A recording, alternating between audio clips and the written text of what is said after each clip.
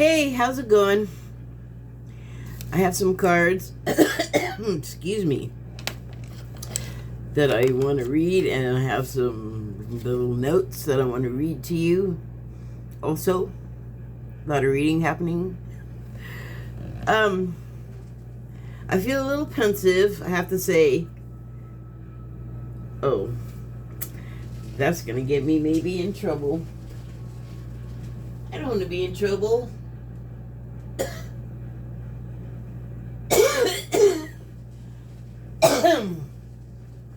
Excuse me. Throat chakra going cuckoo. Okay. Let me drink some tea. Whoa. Okay. So I'm originally from LA, and you may know that it's burned up. A lot of the neighborhoods I have lived in Hollywood are not there anymore. And of course I have feelings about it.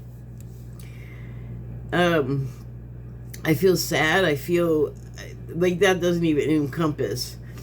And it's been an interesting thing to kind of witness from afar, because I haven't lived there for like 30 years now. And the last time I went, it was very different, of course. Things were gone that had been there. Things were unrecognizable. I probably got them all along, because the latter years that I was there, I was a punk rocker, so I always looked, punk, post-punk, some kind of unconventional type look. So there were people probably looking the whole time, and I have to specify, there's a lot of tourists in LA, and so especially this last time when I went back and I felt so stared at, I had to keep reminding myself that these people are not from LA. They're from places where it's not like LA, and so they were staring, and I felt like my look was pretty calm, like it was more or less what's going on right now. But when I said something about it to like one of my friends that just has lived there the whole time, they were like, oh yeah, there's like a weird thing where like they're against lesbians, and I'm like, well, I'm not a lesbian. And they're all, yeah, but they think the piercings are lesbian or gay or whatever. And I was like, well, that's dumb. So I don't know, sorry about that sidetrack. It really has nothing to do with this thing, except for the stuff changing and being gone, and the place being alien and unfamiliar. Now it's really leaned way more into the alien section, and I spent a lot of time in Pacific Palisades because I love the ocean, and I wouldn't call myself a surfer, but I certainly hang out with them. I have attempted it, and even before I had my illness, which completely has messed up my balance, which, like, I can't even ride a skateboard anymore. That type of activity is just, I can't do it. So this was before then. The best I could do was get to my knees, and that was surfing. Anyway, but a lot of places that they're talking about that burned up, like places in Pasadena, places like east of like Hollywood, which just spreads bigger and bigger, but it's actually not all these other places. It is sort of a centralized location, but it's very big. It's a very big place, and I don't know if people understand that. So also, when you see all of these sort of drone views of what got burned up and is now gone, you may not understand the magnitude of how big a plot of land this is. And so on Blue Sky, well, a lot of people are expressing pain and sentiment and trying to give love, basically. And I feel almost like bad that I'm not doing that, but it doesn't feel genuine for me to do it. I can't speak for other people, but for me, it's not the way that I feel comfortable expressing what I feel. I have done so somewhat in other ways, but what I'm getting at is that I talked about this, I think, in the last video, where I saw a clip of James Woods, who's an actor I admire, but as a person, he's just nasty with his political leanings and the way he expresses himself. Like, I don't think it's that much of a human failing on his part that he's a right-wing type conservative. I do think he's an asshole. I'm not giving him a pass on that. However, I can separate that from like my admiration for his work. But here's the thing. In this clip, he didn't show himself, but he was filming his house, and the flames hadn't reached it yet. They were coming up from behind it. I don't think they had reached it, but it was imminent, like he was having to flee, to evacuate. And you could hear in his voice, and I don't think it's because he's an actor. Someone said that, and it really pissed me off. Because what I heard, I don't think it was feigned. Like, I think it was genuine pain and just deep emotion. And so here's the thing that I didn't write it down. I'm going to say it here. Hope it doesn't upset anyone too much, but this was my feeling. I didn't know for sure if he was Jewish, but when he was talking, the fear and the anxiety changed the tone of his voice. Like, the anger and the strength and power that the vitriol normally puts in his voice wasn't there. And I swear to God, I thought, oh my God, he sounds like a little old Jewish man. Like, the shtetl really came out of his voice. And the shtetl is like an Eastern European village. So it's going to have a particular regional accent. And so, that cleared up it wasn't really a question, because it doesn't matter to me either way. It's not like a personal check against you if you're Jewish. Far from it with me. Most of the kids that I now call friends as an adult are people that I knew growing up that were a part of my life, like daily life, were Jewish people. I lived in a Jewish neighborhood in Hollywood. So don't mistake my characterizing what I heard as some kind of an insult. It's because of that I had enough of an interest in it to learn about them. And there's Jewish people from all over, so there's a lot of stuff to learn about people in that particular faith. Or I guess not necessarily faith, but it's not a race either. I don't know how to describe what that is. There's a word, but it's not coming to me. But I just want to be clear that saying that when the sort of power went out of his voice, that he reverted to this, like, I'm getting like not a chill, but some kind of weird feeling that I guess it's some kind of confirmation in my body, that like I feel like he regressed some generations. It was very strange, and it was fleeting. It was over so fast, but I've been thinking about it. But anyway, I have compassion for the guy, regardless of his personality or whatever I find a problem with, fault with, whatever. That doesn't matter. What matters is that house contained like a life. I believe he now has a family. As far as I knew, when I still lived in LA, he was a kind of a player. Went for really young women, not underage, but damn close. And now there's situations that we know about where people that do like gross, younger than legal women, there are in Hollywood opportunities for him to find that if he needs it. So that's sort of topical, but beside what I'm talking about.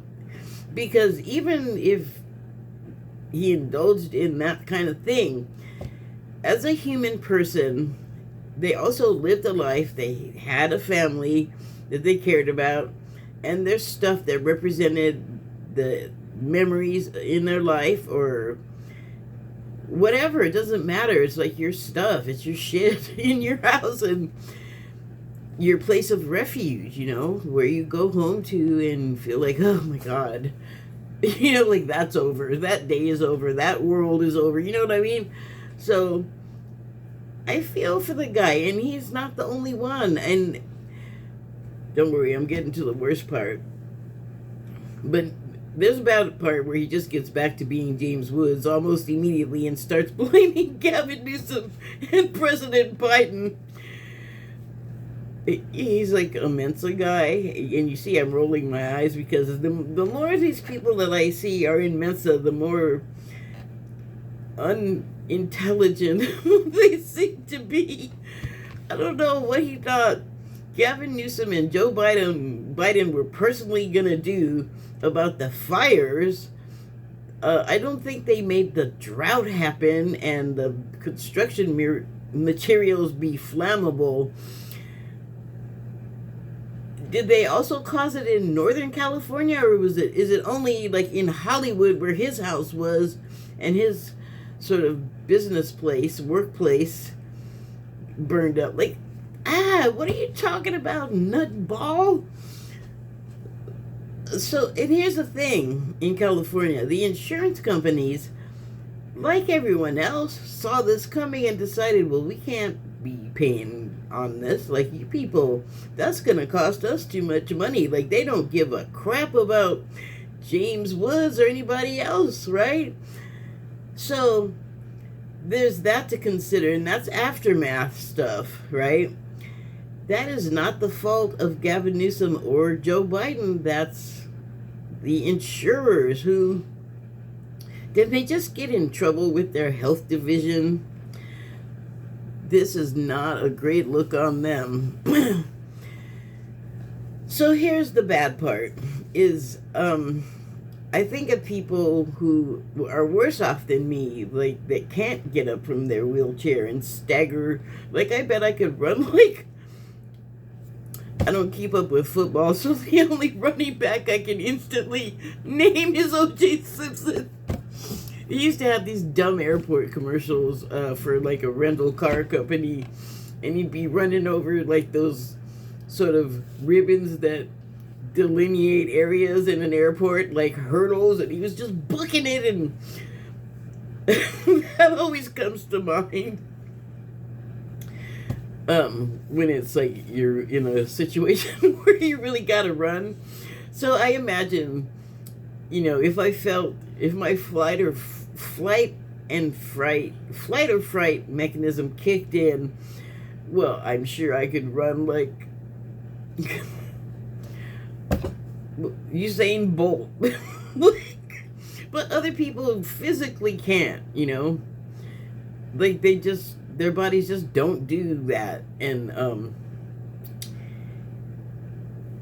in a panic situation, those people and me are gonna need help, you know, at the very least to evacuate their bodies. But then here's the other really bad thing, like people in like homes, like hospice care and like old people homes where they're just kind of infirm and, you know, they're hooked up to stuff and like bedridden, and then animals, pets, wildlife, just they know when stuff is coming. But domesticated animals, they would be limited. Panic traffic, like, so it's a lot, you know. And then, like, my own feelings, my own memories, the loss of all of that happened. Like I said, I haven't lived there for 30 years, so it's not as, it doesn't sting as bad. It does in a different way. It's like a deeper, lower resonance, and it's definitely there. Like, it is working on me.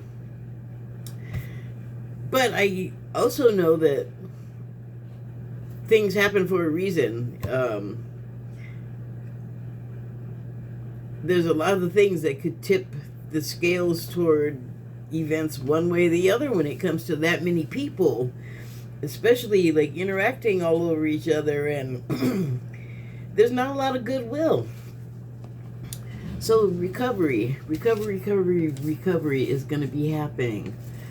And before I start reading, I just wanted to share something. I was meditating, and this was before the fire, but it doesn't change what the vision I had when I was meditating. So I had closed my eyes just because sometimes I can see stuff like with my eyes open, and sometimes it's more and different to do it with your eyes closed.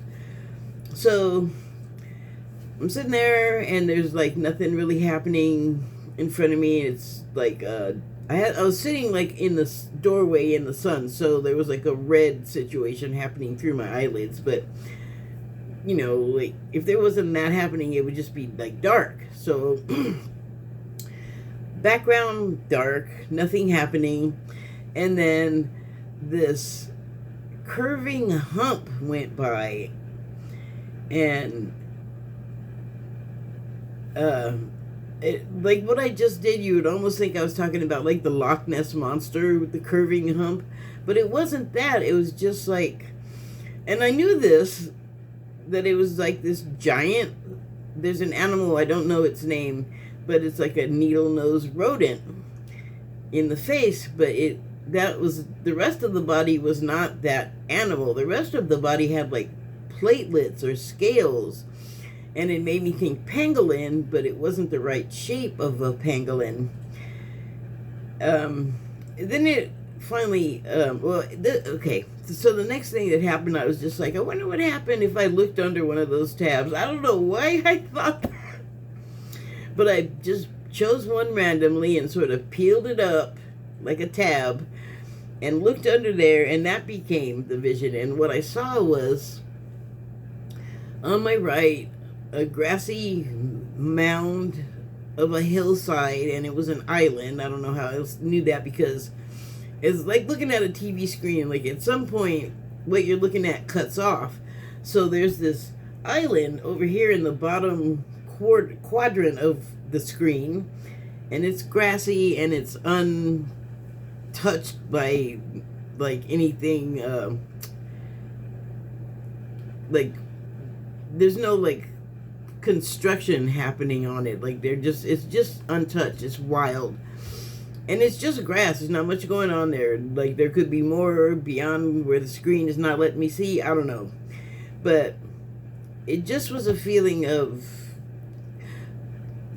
it was calm and quiet. There was nothing of people on it.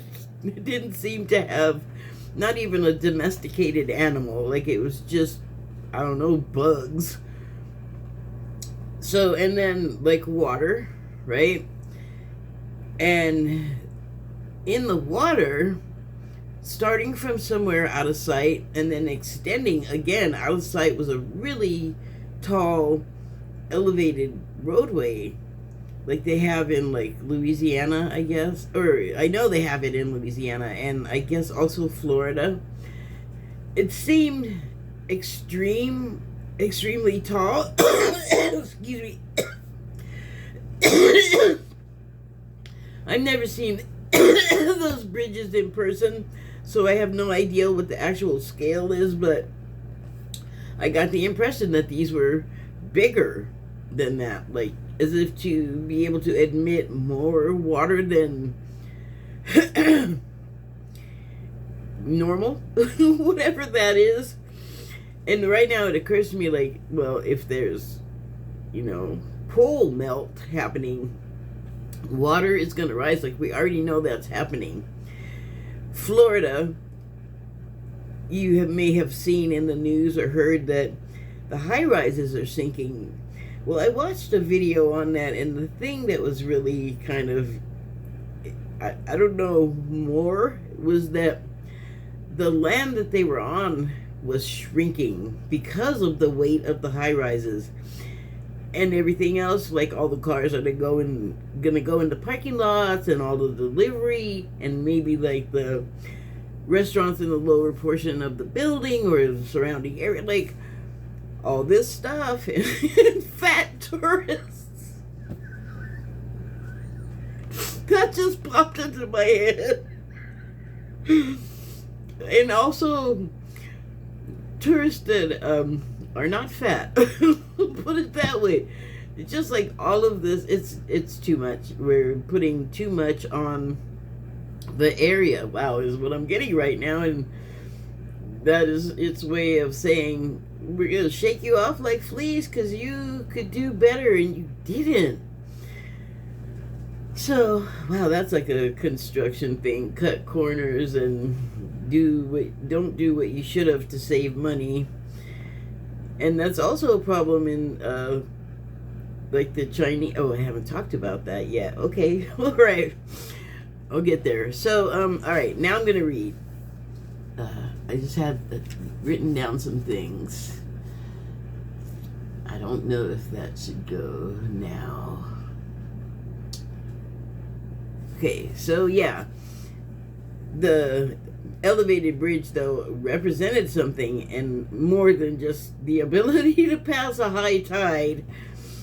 What I think it meant was the recovery, and I got this before the fire happened, and I was already thinking of recovery because as humans, we're kind of a mess, and we're kind of messing up our habitat, and we know it, but we don't, and because I don't think we realize how much power we have over the situation. Like, if we can screw it up this bad, we can definitely kind of unfuck the situation. But we, I guess, need to be in the state of mind where we can understand that that is the case. So, in a lot of ways, we were already in recovery. Like, in every sense of the word that you could think of, we were already there.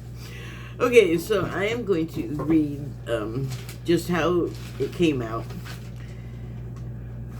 And that's not the beginning. Okay, so marked. That word kept coming up, and that's another one of those in every sense of the word things. Like, a disaster happens, and it puts a mark on you. Like, it marks your soul, like the loss, or it is like the start of a cycle that it might not be visible to like a freckle or your nose, but there's a mark on you that, like, you're now on this sort of path where, maybe things are gonna fail for you, because an injury like that leaves a mark is not a positive. It's a lingering, oh God, I almost pulled this card out and I didn't. It's a lingering reminder of something that you need to address. Hold on. There was a card I saw and I didn't pull it. I should have pulled it because it kind of was talking about this, and it was, I don't have it. I thought it was going to be on top. I'm not going to try to find it. But it was sort of like, you have, oh God, I can't remember it.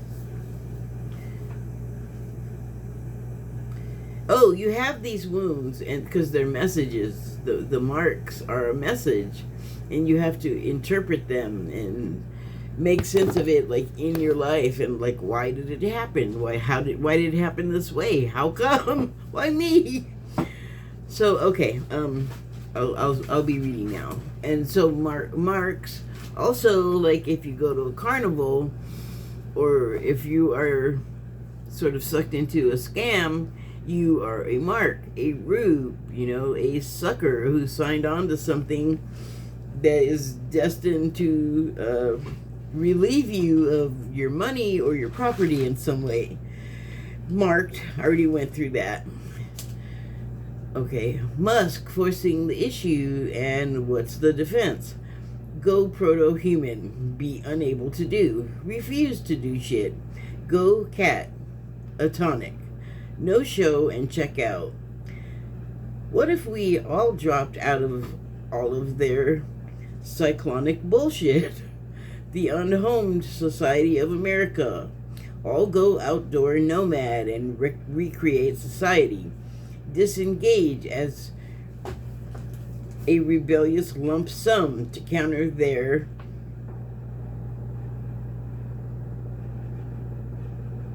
the ruling class. Progress. To counter their progress,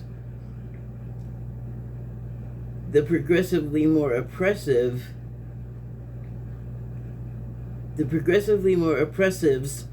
thinking they're entitled to our output, to power their systems until they can automate and put us all out on the streets anyway. Well, fella, we have the technology. We can combine brain trust and tech and craft. There are books that require no electricity to educate ourselves. They will eventually push us out, and they may be surprised at who will leave the materialistic tit. The acquisition affluenza. We can fight back, fight for ourselves and each other. Why didn't I finish that? I think it says their thing they can't or won't do.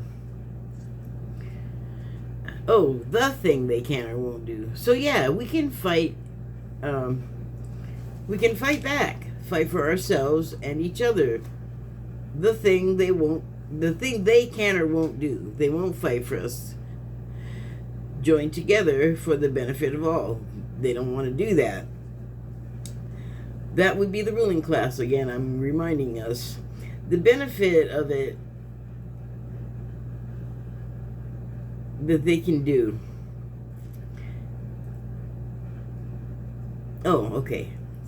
Join together for the benefit of all. The benefit of it that they can do. For those they deem acceptable, with whom they will share because honestly, who gives a fuck why? To get rich with each other off of the rest of us. They're asking for trouble. Trouble we've had that until Mangione and Thompson, they didn't have it. It doesn't matter how I or anyone perceive the act or its implications, that unfortunate event. No one should be surprised. This country's gun lovers always state as the necessity for ownership as protection. From what, when the majority of us have not been in the situation requiring that level of protection? Even if they have, another crime against them is highly unlikely to occur again in the same way. If anything, now there's a chip on their shoulder looking for it. The fear and feelings of helplessness change us, our thinking. Either the people that survive an attack that they begin to feel necessitates their need to own a gun,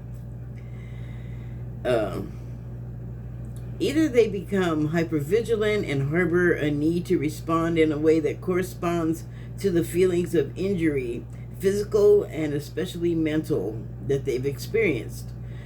The latter, the latter can't really be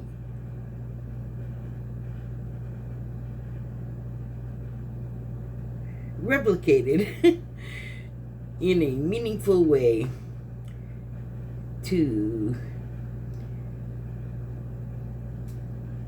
share the exactitude of what having what's taking place from us forcefully after an assault. Wow, that is a mess. Let me try that again. The latter can't really be replicated in a meaningful way to share the exactitude of what having what's taken from us forcefully after an assault feels like. There it goes. It's hard to read it properly when I leave half of the stuff out because I'm writing so fast.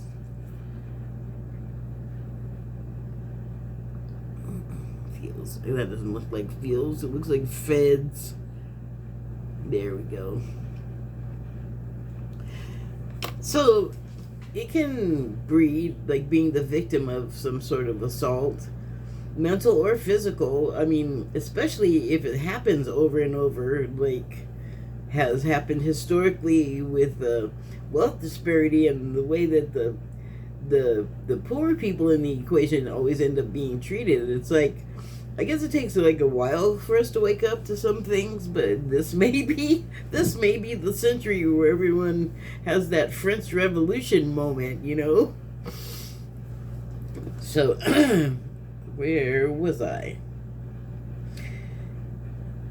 Yeah, so yeah, I certainly couldn't, you know, replicate the feelings that I've had when I've been, well, raped, basically, which has happened a few times.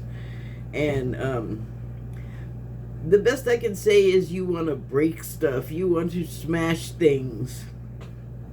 That'll look different for everyone, but I think that general tone applies for anyone that's been in a situation like that. And it is having something deep and meaningful, and I don't know if I have words for it, but you don't want anyone else touching it, and it's inside of you. And when that particular type of act happens against you, to you, at you, on you, you have feelings.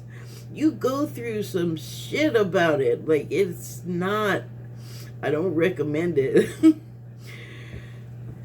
Although, I don't know how you stop it. Like, sometimes stuff is going to happen because that is part of the course of your life, and it's up to you to get something meaningful from the experience.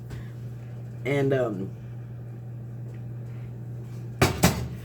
don't know, like, in that situation and many of the others that we are experiencing right now, because of the small but deeply leaden end of the wealth disparity equation,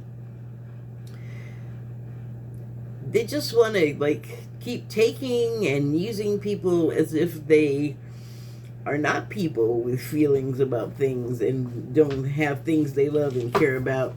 Sort of like the American slavery situation, where families were just, who cares if you guys care about each other and that you love each other and are a family? I want to put you over here, and maybe you did something that pissed me off, so I'm just going to not only take your wife, but pass her around and use her for myself. Like, they could do horrible things like that. Now, they do stuff like that kind of underground, but it's becoming excavated. The first time it didn't like make a difference, or somehow like Epstein just wasn't revealed for what he was and what he was doing, and his people around him either. Like Ghislaine Maxwell's part, her role in all of that is still kind of unclear to me. Like, what the fuck were you doing, bitch? Excuse me. So anyway, let me get back to this.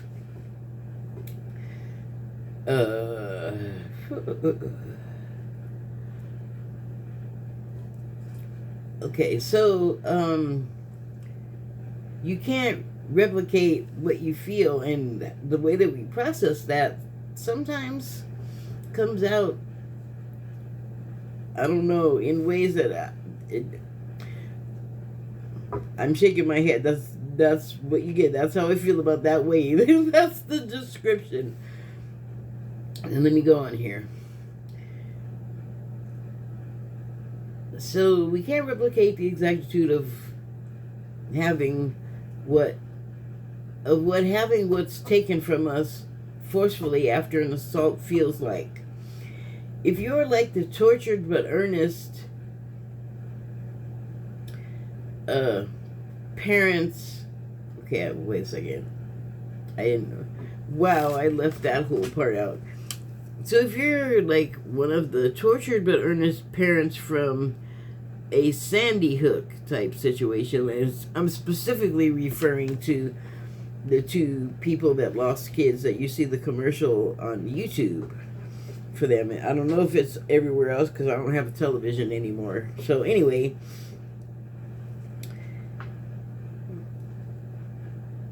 or you become like the tortured but earnest parents of the Sandy Hook massacre, that no one else ever had to feel their pain. They wish that no one else has to feel their pain. And so they start foundations in the names of their lost loved ones. I don't know how either is expected to work at lessening their pain, like arming up or,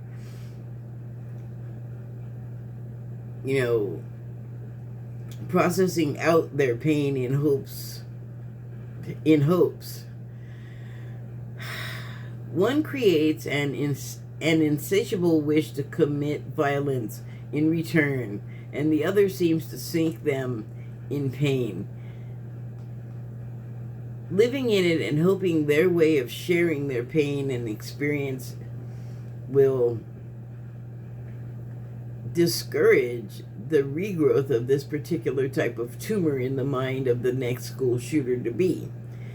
I don't feel like either are effective in healing the pain, and neither has either approach prevented either type attack from recurring.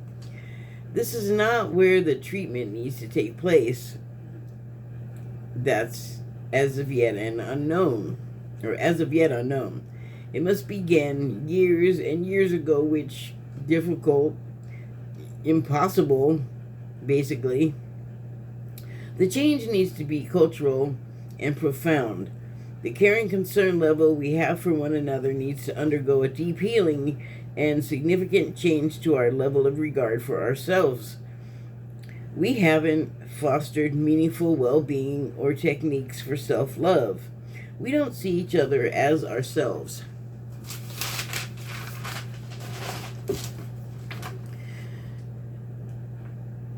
Not as others that we have some level of love or concern for. I mean that we don't care about or love each other the way we do so badly for ourselves. We don't care about each other. We don't care about or love others the way we do so badly for ourselves. And that is hurting us all. Each other. So I think I have to untangle that. We don't love ourselves well, and so the way that manifests is it when it projects outward, things happen like what I'm describing. Like, I don't like to use the word victim because it's kind of like it keeps you in a certain place when, if you have survived some type of assault, like I've been talking about, you need to move on out of that. Like, staying in that miserable place is sickening. Like, literally, not to me personally, I think to that person, like, maintaining that vibration will sicken you. Because the natural progression is for you to have the experience, have the emotions, go through the 7 steps of grief, and then move the fuck on. Like, If you don't, you're sickening yourself. And you do have to take the initiative in these things. Like, who else is going to direct us but ourselves? If we have a relationship with God or spirit or the unseen, and there's like a conversation going on, that's one thing. But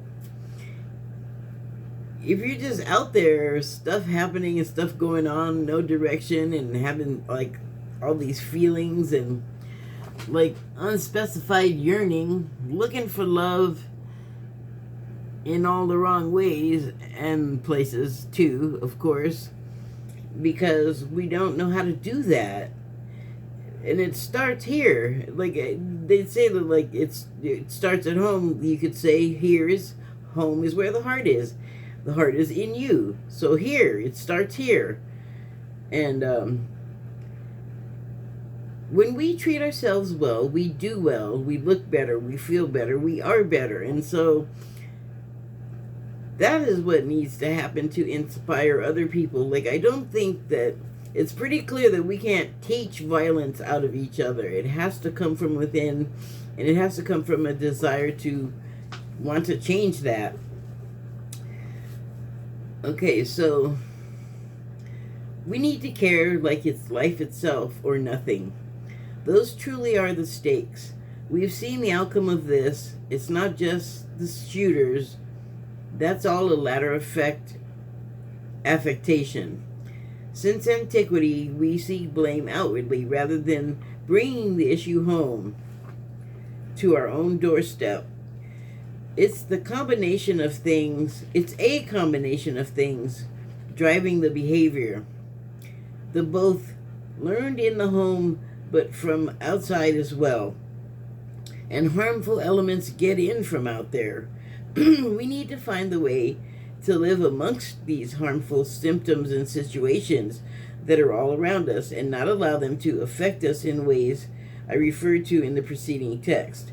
I'm talking about changes in attitude of a seismic variety, something we don't seem to be collectively dreaming. So, what's it going to take? It may have been removed from our hands. It looks like Gaia's taking matters into her own hands and shaking the recalcitrant baby. So, it's funny that came up to me because I was watching John Flannery earlier. He does these sort of little short inspirational messages, and they're informational. It's not about religious, like, I'm going to link it so you can see what kind of thing. I just noticed I was watching it one day. There's certain people that my cat likes. So I put down the phone next to the cat, and he started purring while John Flannery was talking. And there's a couple of other people that I watch that he does that with too, and I'll post the other guy, who's like a New Zealand finance guy. His name is JJ. I can't remember the name of his channel, but when I find it, I'll link it at some point. But his tone of voice, and I'm going to say his patter, what he talks about, I just like it. It doesn't tax me. It's a little funny. It's not too mean. And it's also a perspective that's not here in the States, which I like that. It's a nice change. But the thing I particularly also like about this guy is that he sounds like Rocco from Rocco's Modern Life. Like, I'm pretty sure that was supposed to be taking place in Australia, but they're very near to each other. And I guess the accents blend the way Southern accents do here from various areas. Like, if you're not from the area specifically, you just know, well, that's a Southern accent. You might not be able to specify the exact point of origin. But my cat likes JJ too. He doesn't watch it. Like, my cat's not one of those watching TV or playing the game cats. He'll look at it and go, I don't see what's of interest there, and put his head down, and I think he's sleeping, but Not necessarily. Started purring for John Flannery and JJ, so I kind of trust his judgment, little kitty. So, okay, I pulled some cards also from the Sacred Soul Messages deck, and I got this card again. I just got it last reading, I think, and I was like, well, am I not getting the message? I think it's a different message. This, I think, goes with the recovery efforts in California. The fire, like, the mod cons are no longer con. They're gone. So there might be some tense situations, a lot of them happening. And with all of that stimulation gone, you're going to have time to think, to contemplate the trees and the clouds, and maybe find your way home, you know? Like, nothing to help you see the value, the sheer truth of something, like having all the extraneous distractions taken away. So the card says, where there is ruin, there is hope, because things can regrow. We know this. There is hope for a treasure, a redoing, a remaking of that place and those attitudes. It wouldn't hurt. Rough time, good outcome.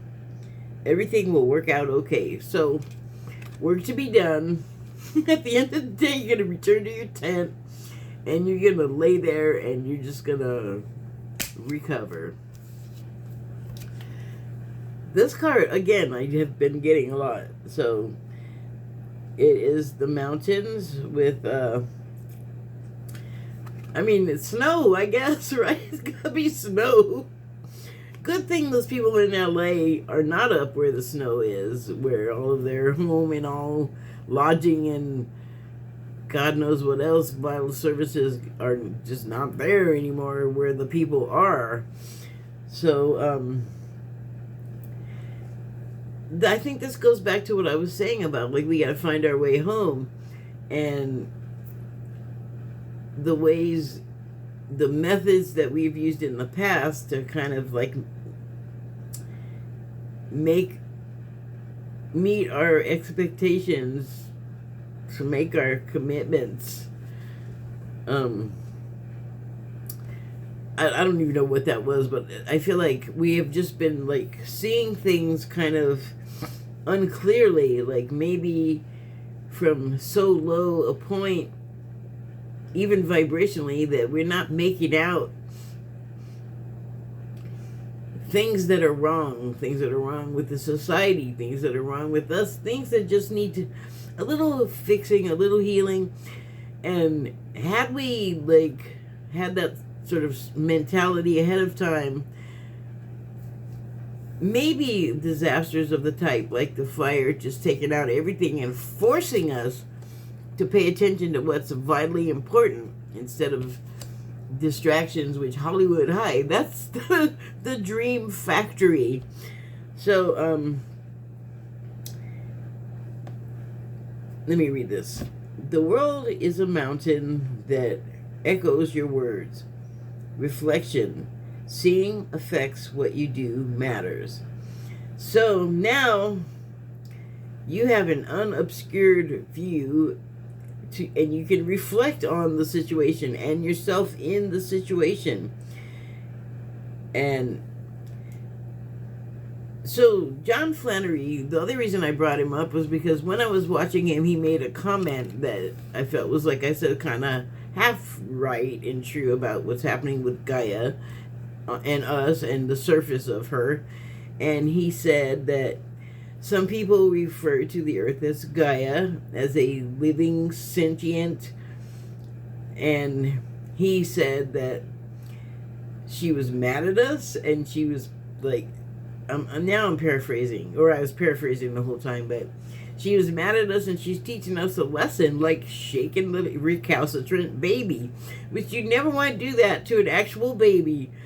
But what I'm getting from that is that we're the baby. We need to be shaken awake. And All of the other times the alarm has gone off, we've just kind of smacked the snooze bar and gone back to sleep and let stuff that needed to be attended to fester. And that kind of thing, like, again, I don't see how the fire, once it reached the place in LA where it could burn up Hollywood and like inner non-foresty areas where there's lots of people and dense housing packed together, like, eventually I guess it had to get there. Like, eventually a Mangione had to come along and take out a Thompson to make a point. And that sounds uncaring and harsh. Sometimes reality is like that. Like, that is maybe, remember I was just asking, what will it take? Apparently this is what it's taken. So I also mentioned we love to, like, search everywhere else for blame, or blame is like such a wrong concept because we've assigned it a certain look and personality, and it's bad, and we don't see anything good in it. But blame is not what we need to be doing. When we find what we're blaming, we need to understand how we had an effect on the situation also ourselves by what we did or didn't do, how we thought or didn't think about something. And so calling a situation blame that's part of your life path anyway, even if you don't know anything about that, you have to understand at some level that things that happen, there's something to be learned from it. Like, we can come to the understanding that like a bad situation, maybe a relationship, we can learn from once we like recover from the sting of whatever caused the separation. My point is that we can't be blaming all of this stuff for, like, a bad thing happened and now woe is me. Like, that's not the point. The point is there's a lesson to be learned from the way the situation happened, the people that happened in the situation with you, or even you're seeing it from a distance, but for some reason it's striking some type of chord in you and making you think about something, making you realize something, making you aware of something. That is a gift. So the next card is this one. With a gift. Hi, I'm a gift. Notice me. See me for what I am. Don't call me blame. I'm a gift. I have something to give you. Wake up. I hate that, but I mean, it is kind of what we need to be doing. Maybe if you just deliver the awakening, deliver the alarm as a gift, make it more palatable, then people will be more receptive and accepting and grateful for it. So, look inside yourself, go home to the heart. All you want, you already are. Abundance, resources, your wishes granted. That's a perception issue. See the gift for what it is. See the blame as a gift. Realize what you're putting out there and how it's affecting you and others and your life, so that you don't burn all your bridges and burn everything down and make things harder for yourself than it has to be. But maybe it has to be. Otherwise it probably wouldn't have happened, because things happen for a reason. I know that's an infuriating sort of sentence, but it's a gift. Think about how it applies. So here's the last card of the Sacred Soul Messages deck that I have. The cactus. I don't know if you saw like any of the footage from LA, or even like the fire seasons of the past years here in the Pacific Northwest, where everything was red. If you see a spectacular fiery sundown, that's usually because there's pollution particulate in the air, like fire, soot stuff, and as the day wore on and the sun started setting, everything kind of took on that hue. And it's an ember, fire thing, color, and, well, you know, if you're not paying attention, it can get out of control. And so, yeah, we know that, right? Oh, this is the card. I was looking for it and I did pull it. These pains you feel are messengers. Listen to them. Getting signs, learning messages from spirit. Well, the event was a gift. And it brought a lot of people probably to a place like this where, like I said, the distractions are gone. The cell towers are going to make the reception for you to watch your TV, phone, tablet thing, I would think, kind of difficult, but it's what you do when that kind of incident happens. So, getting signs, learning from spirit. Again, big, huge sign. The baby is being shaken. So, John Flannery's characterization of Gaia punishing us is not exactly, I don't feel like, correct. I feel like it's more of a situation where we're all a product of Gaia. We grow and feed and thrive and die on all of the elements of Gaia that she presents, that she gifts us with, the gift of life. Once we have it, we can maintain it because we have a place where the sun shines and the sun causes stuff to grow, and then we have things to eat, and the animals have things to eat, and then we have animals that are fed to eat. You know what I'm saying? There's a literal cycle of life at work. And I guess we kind of, especially in a place like LA where distractions are everywhere, ads are everywhere, signs, commercials, like you name it, it's so intrusive. But that is the dream factory. That's where, like, a lot of the stuff originates, a lot of the distraction, the deflection from reality, the hiding of things, the omissions by intent, you know. That's where, like, the programming comes out of, a lot of the conditioning. We get our directions of which way to go, which way to turn, how to think, how to be. From where? From Hollywood. Actual and figurative, literal and figurative Hollywood. So the first card, there's a theme going. It's the number 11 card. So 11 is a master number. Here, let me just give you a quick, concise definition since it's not leaping to mind. Hold on.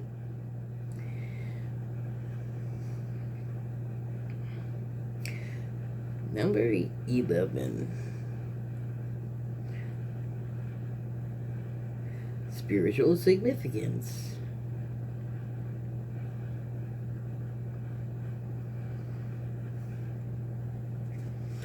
A master number. The number 11 has many meanings. Oh, this is the AI. I don't want that. Oh.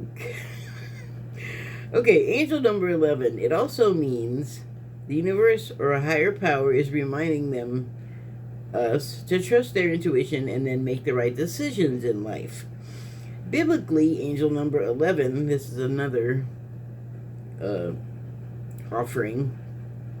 Biblically, angel number 11 holds significant symbolism. It represents the number of faith and spiritual awakening. Same one. Angel number 11, what it means for your spiritual growth and career. Okay, I'm not going to go into all of that.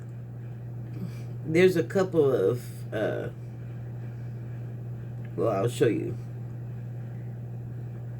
Come on, go back to the size. It doesn't want to. My God, what did I do? Okay. There's some of these here at the top. About 11.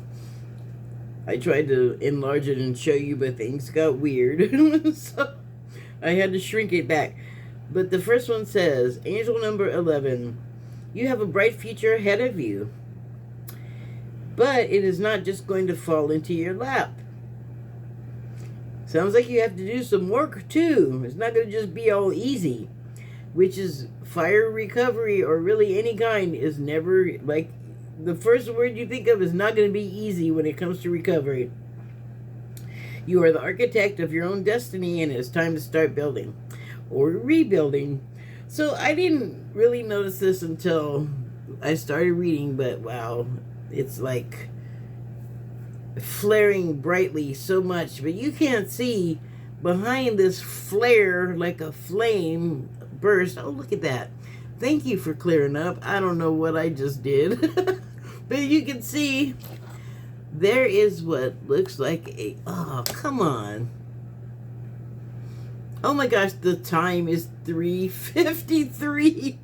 That adds up to 11. Yeah. Stop flaring.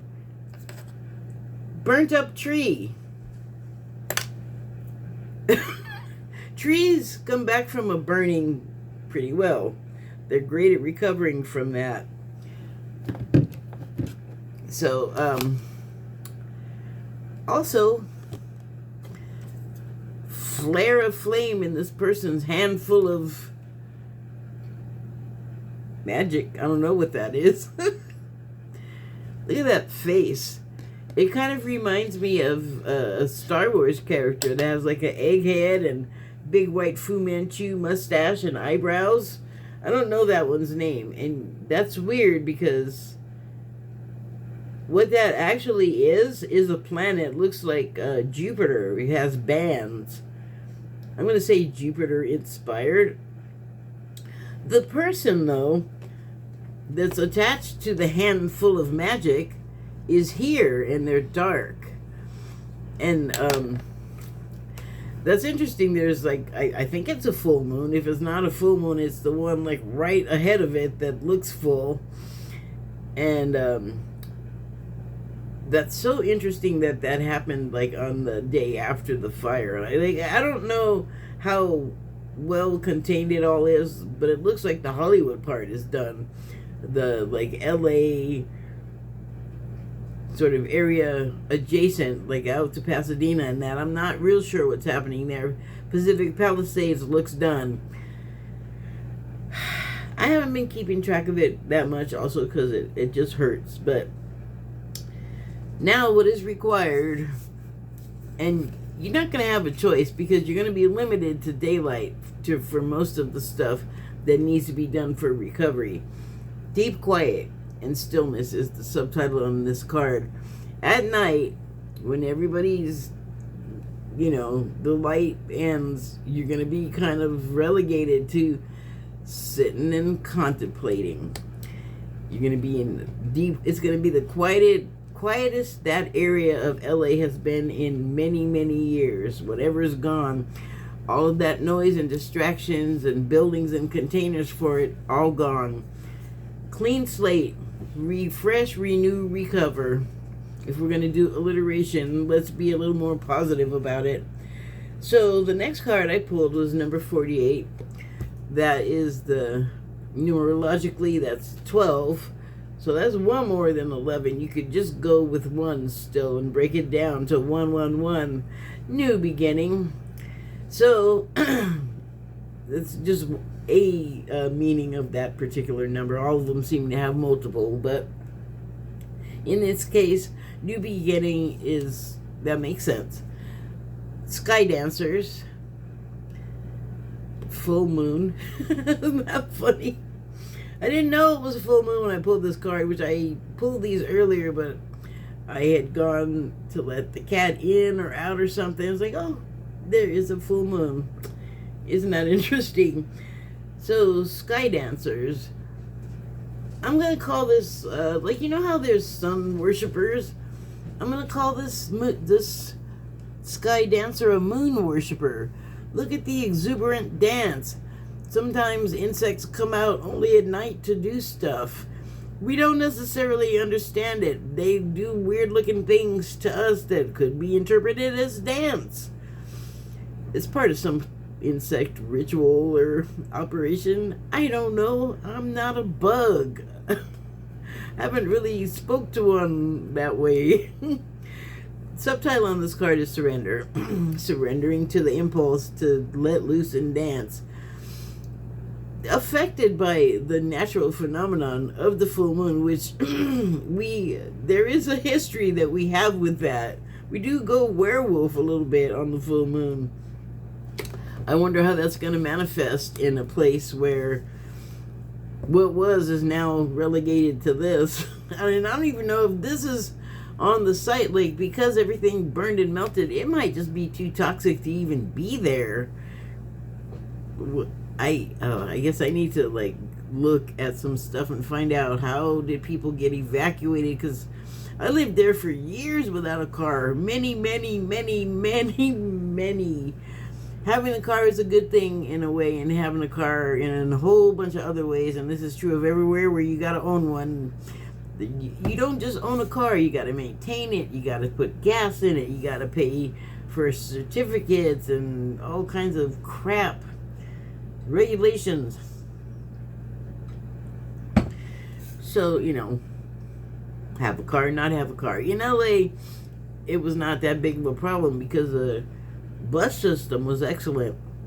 Now they have trains, and they had them last time I was there, but I wasn't staying where the trains extended to, so I never got to use them. But I would think, I have heard some, like, New York subway type negatives, but I mean, where people are, shit happens. We gotta, like I was saying, learn to not let it affect us negatively. Like, we have to be able to move about in the world and maintain our not negativity, maintain a high vibration in order to keep progressing and not get stuck in, like, misery or anger. Go through it, have the emotions, and then pick up and move on, because you got recovery to contend with. Like, everybody can't just be living outside without the mod cons. That's barbaric. We're not there anymore. I know some politics is trying desperately hard to drag us back there, but that is not where we are. So, don't surrender to the fear. Don't surrender to the blame or the anger. Take it in. Really feel it. You now have the time and opportunity to understand what's happening better than we were without the distractions now. It's safe to surrender to it, actually. I don't know if I'd be boogieing out in the middle of the night doing any kind of wild dancing. You might attract the wrong kind of attention, but just saying, just a thought. Final card is Galactic Mushroom, and the subtitle is Divine Matrix. The number is 24. That adds up to a 6. I'm just gonna do another thing here, because the number 6 in numerology and on the tarot card, they can often be similar, but not necessarily. Let's start over. We'll go with spiritual.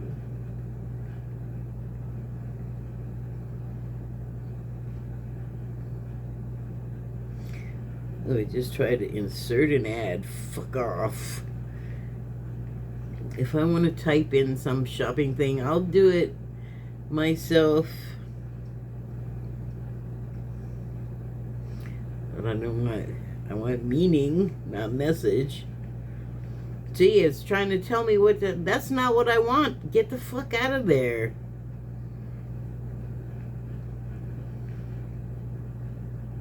It won't even let me punctuate correctly because of that crap. Don't try to spell correct my meaning. You don't know what I'm going to say. God, get out of the way. That is so irritating. Also, I don't need that. Every number but 6. Alright, so about this, let me get the AI out of the way. balancing material aspects with spiritual awakening.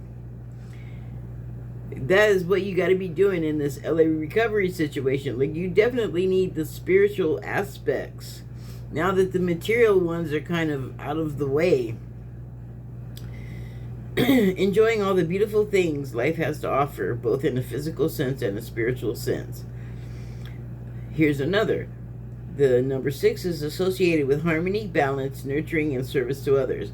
That is something else that's going to come up in this situation, which I think that is one of the most healing things we can do for each other and ourselves, is to help, to be of service.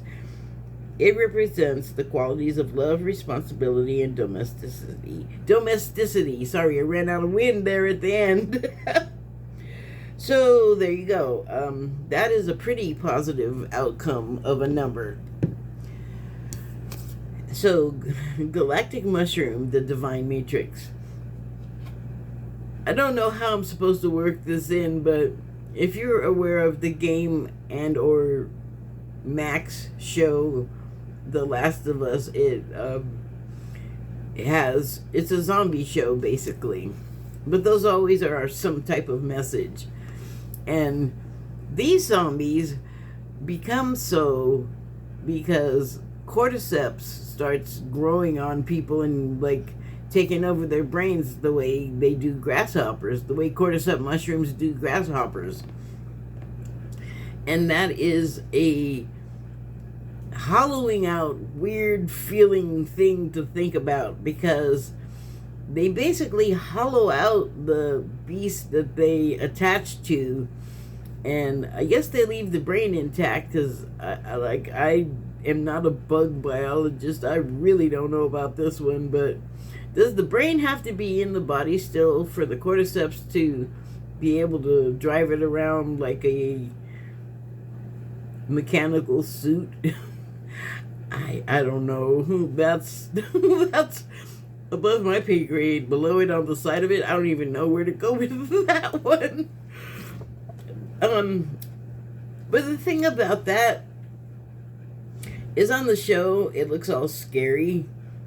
Like, the people that have the cordyceps, it grows all over their brain and grows all over their face. Is really gross looking.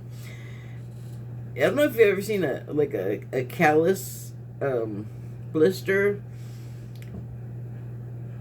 They're a strange thing. They look like a weird, like your skin turns into a weird sponge looking area, and it's some kind of weird thing that your body just brews up because of, I don't know if it's defending against something or something attacked it and it turns into this weird thing. But that's what the cordyceps on the people's heads remind me of in The Last of Us. And they are hostile. They're violent. They want to kill you. They want to make you another mushroom person. The thing is like with the grasshoppers, it is just as horrible a thought to think that like they're just taking over. But what are they doing once the cordyceps are taking them over? Are they still doing grasshopper stuff? Again, beyond the scope of my knowledge. What I'm getting at, though, is, I don't know why, but that show, I feel like, tries to make like mushrooms some kind of scary monster or enemy. But if you know anything about fungi in various forms, it basically is the spongy net that keeps us alive from different nodal points. It affects the world. So I'm not saying it's just cordyceps, or even that cordyceps does that particular fungi thing, but it is a building block of life, and it has a certain intelligence, and it doesn't speak to us the way that we speak to each other. Like, it doesn't write stuff down for us. It is more of a sensory experience. And then if you've eaten the ones that are hallucinogenic, you might better understand why I'm not as alarmed about their overwhelming presence. And I that just reminded me of Elon Musk, but he's more like a Last of Us mushroom head than the obviously more beneficial and life-giving and life-preserving type of fungi net of mushroom influence in the world. And I'm gonna say space. Do we not know? Do we know or not know that there's fungi in space? I know I'm going back and forth. Fungi. I think you can use it either way. I think I like fungi better, but then people don't know what the hell I'm saying.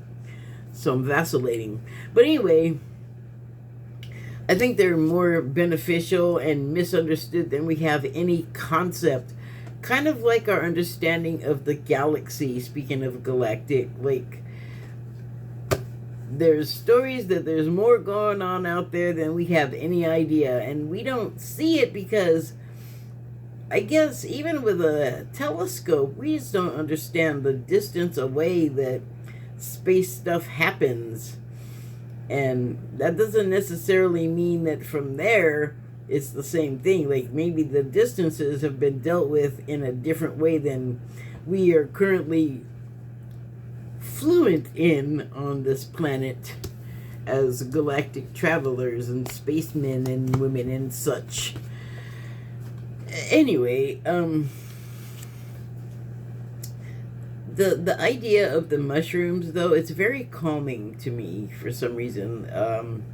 I don't know, maybe I have enough of them in me that I have cordyceps style brain thinking adjustment. I've been MK Ultra'd by mushrooms, and I'm okay with that. I don't know what bearing that has on the whole recovery situation and finding ourselves. Although, like I said, when you consume the hallucinatory kind, let me put it this way: ayahuasca is getting a lot of good press. You could put it in that same sort of vein, or is like peyote, which sounds as unpleasant as ayahuasca and it involves puking. Not my favorite activity. I like the kind that tastes bad enough to make you want to puke, but they don't make you puke. Armanita. Anyway, some Armanita. Haven't had any in a long time.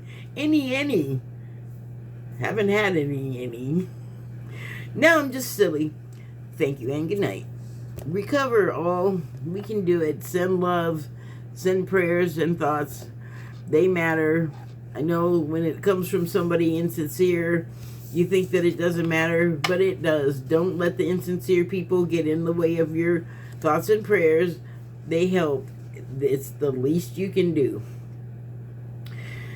Now, thank you and good night.